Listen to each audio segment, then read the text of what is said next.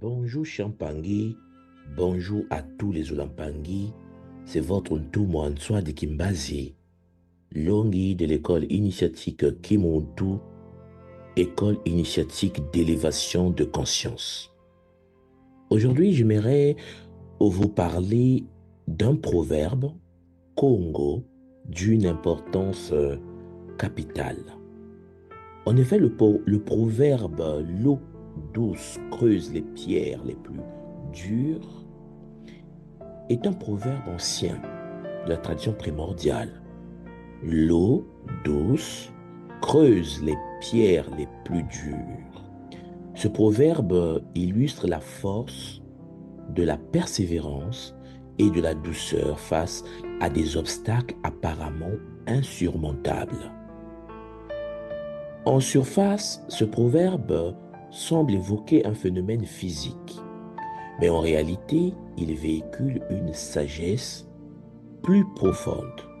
L'eau douce creuse les pierres les plus dures. Alors, ce que je vais faire avec vous, c'est de vous l'expliquer. Je vais aller en profondeur pour que nous comprenions tous ce que cela veut dire.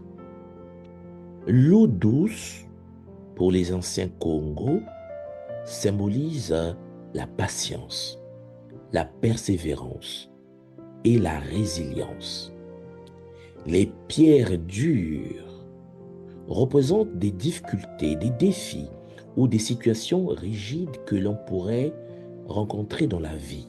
Ce proverbe montre qu'à long terme, même des actions douces et répétées peuvent avoir un impact considérable sur des situations apparemment impossibles à changer. L'eau, bien qu'elle semble faible et fluide, réussit à éroder des rochers avec le temps, en utilisant sa capacité à s'adapter et à persévérer. Cela signifie que la patience et la constance dans l'effort, même dans des circonstances difficiles, peuvent mener à des résultats transformateurs. Alors, si je vous prends des exemples, l'on peut par exemple accéder au domaine du développement personnel lorsque l'être humain cherche à transmuter son existence. Imaginez par exemple une personne qui veut surmonter une mauvaise habitude.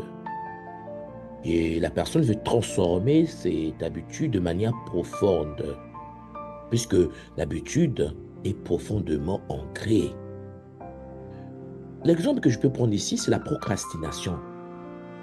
Alors, dans ce cas, même si les premiers efforts semblent minimes, comme une seule goutte d'eau, la répétition constante des petites actions positives finit par créer un changement durable, comme l'eau qui finit par creuser la pierre.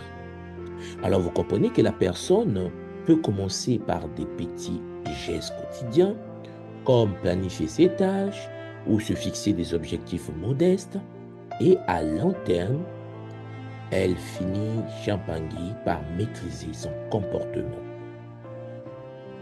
Ce proverbe peut aussi s'appliquer dans des mouvements sociaux.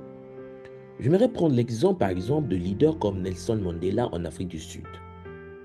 Vous savez, face à l'apartheid en Afrique du Sud, le combat semblait impossible, tel un rocher massif.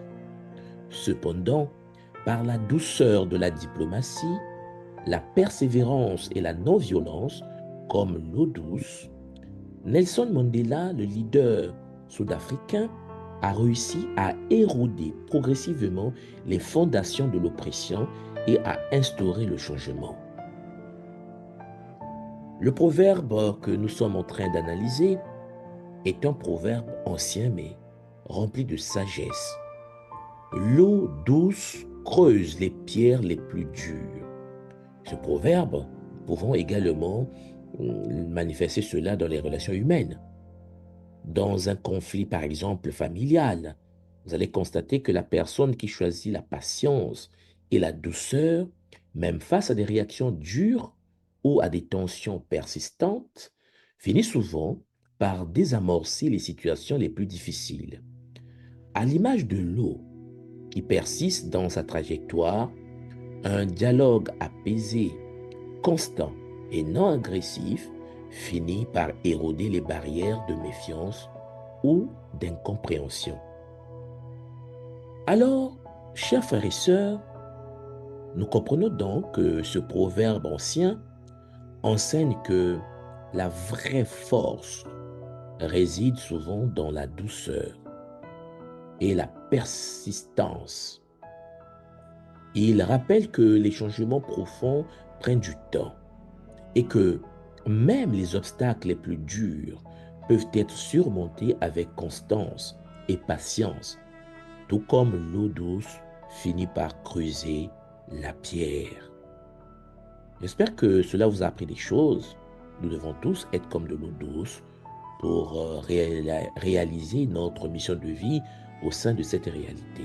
C'était en effet votre tout moi, Nswadi Kimbazi, Longi de l'école initiatique Kimuntu, école initiatique d'élévation de conscience. Bateau de Mamiki.